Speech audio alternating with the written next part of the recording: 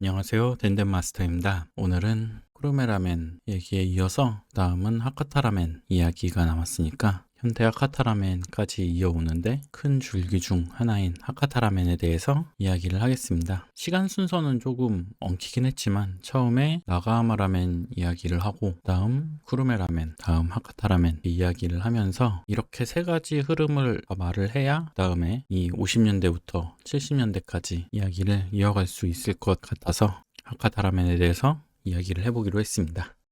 하카타라멘의 시작부터 정리까지 중요한 위치에 있는 네 곳에 대해서 이야기를 할 건데 그 네 곳은 산마루, 아카타소, 아카노렌, 하쿠류켄입니다. 돈코츠라멘의 큰 흐름이 이렇게 세 군데에서 일어났고 서로 영향을 받고 현재까지 왔다고 하는데 하카타에서의 일들의 중요한 위치에 있는 곳들은 이 네 곳입니다. 한 곳씩 살펴보며 이야기를 해보겠습니다. 처음 이야기할 곳은 산마루입니다. 1941년 개업한 야타이로 창업자는 모리 켄타로입니다. 하카타 최초로 라멘을 팔기 시작한 야타이라고 기록이 되어 있는데 위치는 타마야 백화점 옆이었습니다. 타마야 백화점이라고 하면은 현재 나카스의 랜드마크인 베이치 빌딩을 이야기하는데 나카스가하바타역에서 나와서 연결되어 있는 건물로 올라가면 돈키호테가 나오는데 그 건물입니다. 그 건물 옆에서 시작한 게 산마루입니다. 창업자인 모리 켄타로는 중국 상해에서 먹었던 라미엔을 재현하기 위해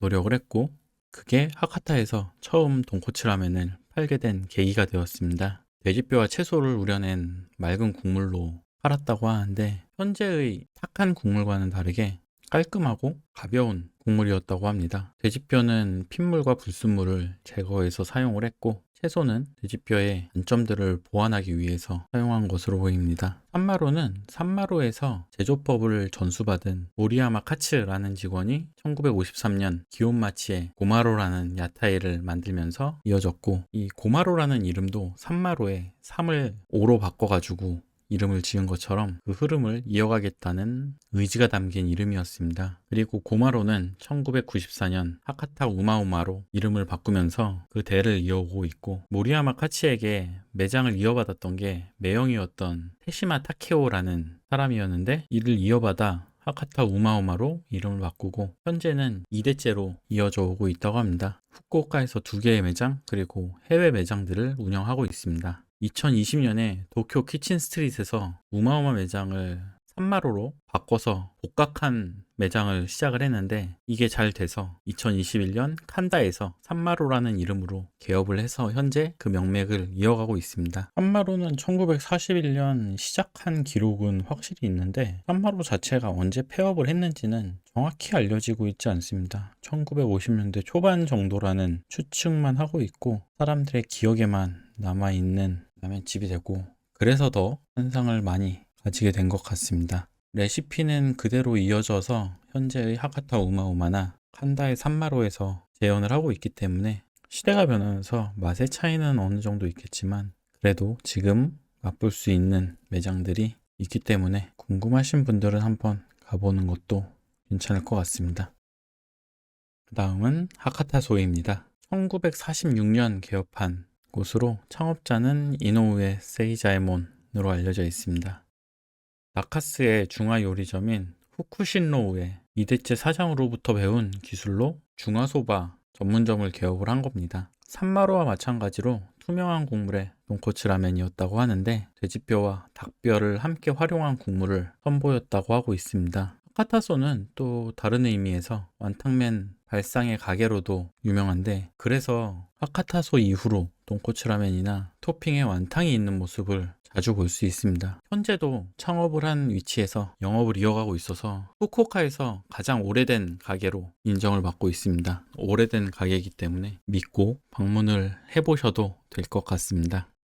하카타소까지는 지금의 돈코츠 라멘의 형태가 아닌 맑은 국물의 초기 돈코츠 라멘의 형태를 유지를 해왔다면 이 다음 세대부터는 진하고 탁한 돈코츠 라멘의 시대가 열리게 됩니다. 쿠르메에서는 이게 산큐에서 시작이 됐고 하카타에서는 야타이에서 장사를 하고 있던 2명의 인물에게서 시작이 됩니다. 하카타에서 돈코츠 라멘의 원형은 츠다 시게루와 야마이라 스스무가 함께 완성을 했다고 알려져 있습니다. 츠다 시게루는 현재 반주 쪽에 위치한 선양 지역에서 노상에서 팔던 지센 소바를 재현을 하려고 했다고 합니다. 특히나 이 지센 소바에 국물을 따라서 만들고 싶어서 이런저런 노력을 했다고 하는데, 이 과정을 통해서 돈코츠 라멘의 진한 국물을 만들어내게 됩니다. 야마이라스 스무는 대만에서 간수를 활용해 면을 만드는 방법을 배웠고, 이를 라멘에 적용을 시켰다고 합니다. 50년대에 하카타 돈코츠 라멘의 스테레오타입을 이 둘이서 완성을 하게 됩니다. 돈코츠를 활용한 파이탄 스프와 납작한 면이 조합이 된 이 라멘의 원형을 정립을 하게 됩니다. 이 두 인물이 어떻게 매장을 운영을 했는지 이야기를 해보겠습니다. 아카노렌입니다. 1946년 창업을 했고, 창업자는 앞에서 이야기한 치다 시게루. 하카타에서 돈코츠 파이탄 스프를 처음 시작한 곳입니다.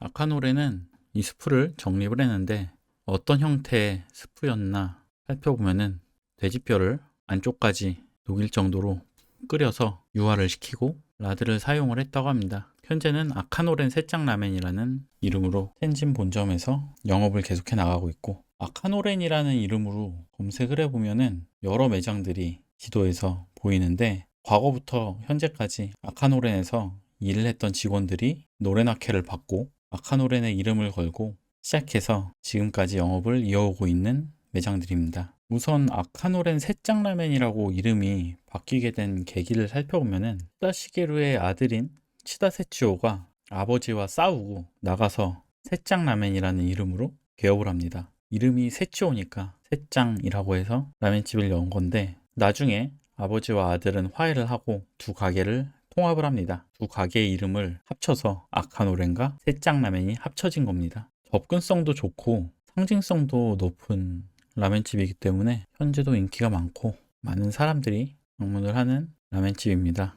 현민이 좋아하는 라멘집 투표를 하면은 어김없이 순위권에 있기도 하고, 시간이 지나면서 여러 영향을 받다 보니까 돈코츠 라멘들이 조금 순해지는 경향이 있는데, 그래도 원형에 최대한 가깝게 유지를 하고 있기 때문에 강한 맛을 보기 위해서 많은 사람들이 현재도 찾아가고 있습니다. 그리고 아카노렌이 노렌아케가 많다고 했는데, 후쿠오카 내에도 지금 아카노렌이라고 검색을 하면은 여러 라멘집들이 보이는데, 매장마다 점주들의 특색에 맞게 조금 다른 면이 좀 있습니다. 그런 부분을 찾아보기 위해서 아카노렌의 이름을 걸고 영업을 하는 다른 매장들도 가볼만 하다고 생각을 하고, 또 도쿄로 가면은 하카타 멘보 아카노렌, 니시아자부, 하카타 멘보 아카노렌, 마루비루, 이런 식으로 니시아자부와 도쿄역에 매장이 있어서 아카노렌의 유전자를 이어받은 매장들은 도쿄에도 이렇게 영업을 하고 있다는 걸 알아두면 좋을 것 같습니다.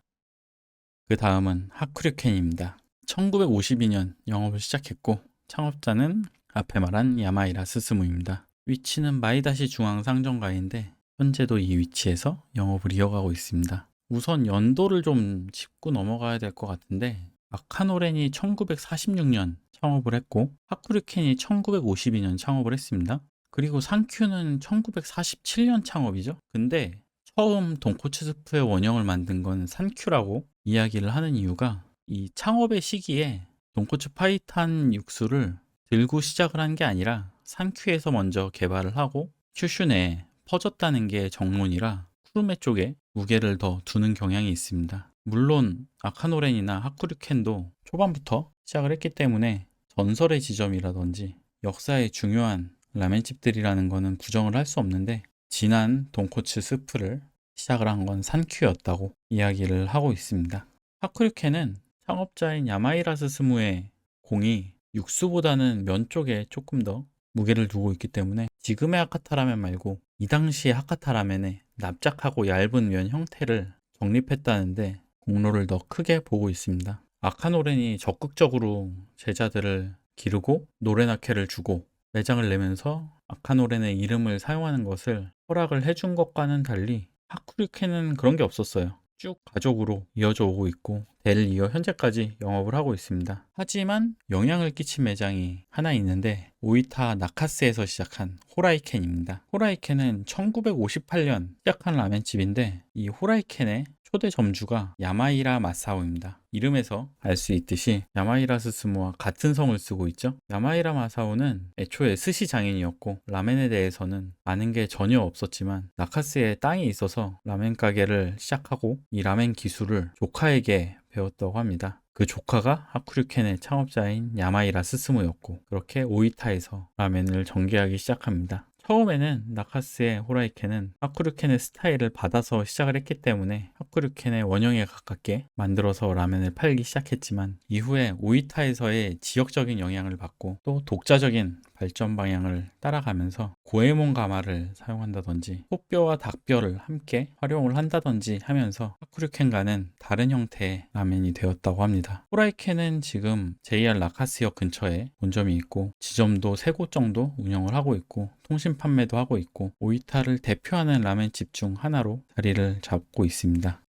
다시 목차로 돌아가서 보면은 4곳의 라멘집이 어떤 식으로 하카타에서 돈코츠 라멘이 뿌리를 내리는데 영향을 끼쳤는지 알 수 있습니다. 산마로는 하카타에서 돈코츠를 처음 시작한 곳이고 하카타소는 산마로와 같은 맥락에 있던 라멘집인데 완탕면을 시작한 곳이었습니다. 그리고 아카노렌과 하쿠류켄은 하카타 돈코츠 라멘의 원형을 정립을 했습니다. 오해가 없게 계속 말하는데 여기서 말하는 하카타 돈코츠 라멘은 지금의 하카타 돈코츠 라멘의 원형과 조금은 다른 형태의 라멘이라고 생각을 하시면 될 것 같습니다. 라드가 들어가고 얇지만 평평한 면을 사용했고 얇다고는 하지만 지금의 하카타 라멘에서 볼 수 있는 극세면의 28호나 30호의 얇은 면이 아닌 그보다는 어느 정도 두꺼운 면이었다고 전해지고 있습니다. 그 두께의 정도를 알아보려고 지금 아카노렌과 하쿠류켄에 가서 먹어봐도 이 시작 때와는 조금 달라진 게 50년대에 나가하마 라멘이 인기를 끌면서 하카타에서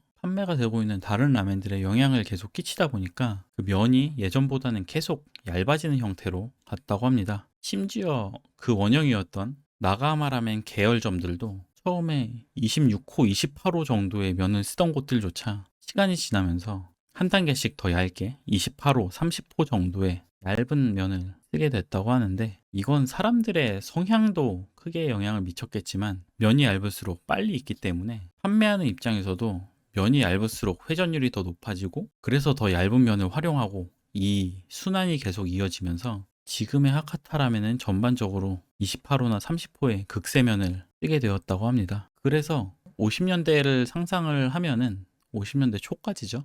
지금의 면보다는 조금 더 두꺼웠다고 생각을 하시면 될 것 같아요. 장사를 더 잘하기 위해 바뀐 점이 형태를 바꿔나간 과정이라서 이 부분에 대해서도 조금은 흥미롭게 바라볼 수 있을 것 같습니다. 이렇게 현대의 하카타 라멘에 영향을 끼친 세 줄기에 대해서 이야기를 했는데 그럼 이 이후 50년대부터 70년대까지의 흐름 어떤 변화가 있었고 어떤 영향이 있었는지 그 다음에 살펴보는 시간을 가져보도록 하겠습니다. 나가하마 라멘에서의 일들이나 쿠르메에서의 일들에 비해서는 하카타에서의 이야기들은 조금 단조로운 게 없지 않다고 생각이 되는데 그래서 이후에 가장 치열하게 변화가 일어났던 하카타에서의 흐름을 살펴보면 또 재미가 있을 것 같습니다.